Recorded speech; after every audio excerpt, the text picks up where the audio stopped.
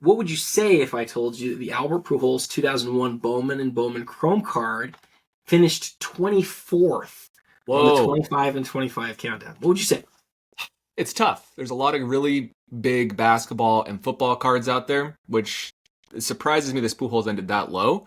I think it should have been a lot higher than that, personally, between you and I. It's essentially what has formed all of baseball card collecting in the last 25 years, with Bowman Chrome autographs being the card, one of the best, if not the best, right-handed hitter of all time. I do feel like that one was a miss, personally.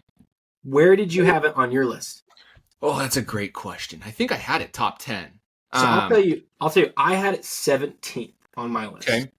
And I think this is one of the things that's really like the lessons that we see in this is that there are cards that when they came out were such a big deal, and they still are today, but a lot of the people who were voting on this, they weren't around in 2001 when this card came out. They don't realize what an unbelievable movement the Ichiro Pujols back and forth that year was. Like, honestly, in my lifetime, that is when I think of like baseball rookies or baseball prospects that just like came out of nowhere as like the biggest stories in the sport.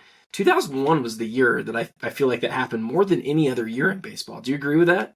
Oh, absolutely. Obviously, Ichiro came over from Japan, 27 years old. No one really knew what to expect. Kind of similar to Ohtani in some ways. But then he was the MVP that year, won Rookie of the Year. I think that was the year the Mariners had the best record in baseball history. Like, it was one of those things. But then Pujols came out in the NL, and he was just as good. I think he started at third base, then moved to first base later. But they were a great dynamic. I don't know if this card's on this list. If this Pujols is at 24, I highly doubt this card will be on this list. But that's the dual Chrome and flagship of those two for Rookie of the Year winners. But this Pujols, when it was first released, it was a redemption, right? And so it was a redemption. There were 500 copies. They were hand signed, hand numbered on the back. And it's kind of had some things in the past that have held it back from being even more of a mainstream card. And that's the autographs fade easily. They're wiped down and then re-signed, which hurts. But even with that being said, it's instantly recognizable for baseball card collectors. So I had it at number 10 for what it's worth. And I think that's a great vote. I don't personally have any problem with it. I think it missed a lot of surveys because people just weren't around then, and they're in a lot of cases like the latest greatest thing is the thing that people remember. I just looked, by the way, that card did have a pretty decent showing. The Pujols Ichiro 2001 Topps Chrome card.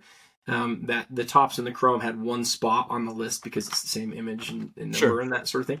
But it finished number 47, which again, 47 cards that are near it. The LeBron James 2020 Prism card that's like in the basketball world, some people think it's like the most iconic Prism basketball card. It finished one spot ahead of it.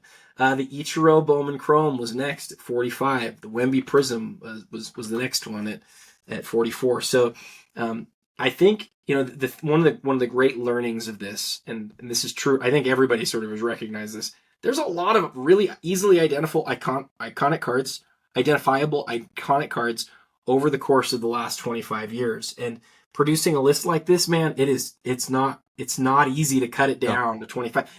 What did you think as you were putting it together? Did you find it challenging?